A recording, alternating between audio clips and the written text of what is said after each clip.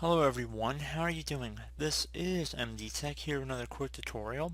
In today's tutorial I'm going to show you guys how to resolve the DCOM 1084 error you might be getting on your Windows computer.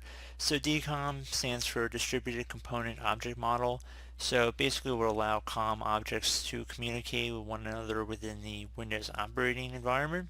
So we're going to go over a few different ways on how to hopefully resolve it.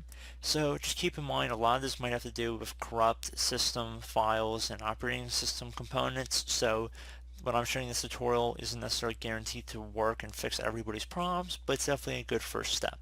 So we're going to go ahead and start by opening up the Start menu. Just have to click on the Start button one time.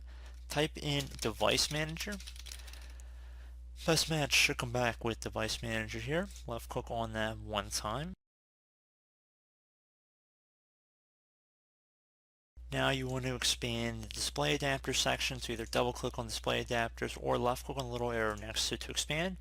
Now you want to go ahead and underneath whatever your display adapter is, right click on it, left click on uninstall device. This is going to say a warning you're going to uninstall the device for your system. Left click on uninstall. So then you will have to restart your computer once you're done in order to reinstall it. So that's what we're going to go do. So we're going to restart our device here. Okay, so once that is done, I would go ahead and suggest trying to see if you can resolve the problem if you're not getting the error anymore.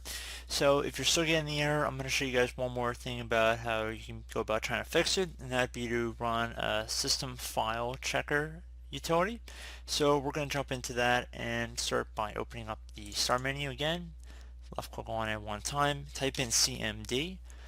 Best match should come back with command prompt. You want to right click on it and then left click on Run as Administrator.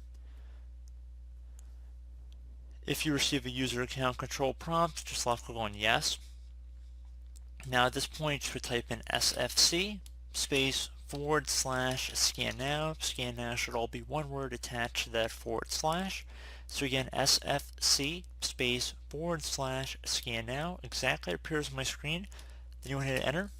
Let it run. This will take some time, and then hopefully you should be good to go. So as always, thank you guys for watching this brief tutorial. I hope I was able to help you out, and I do look forward to catching you all in the next tutorial. Goodbye.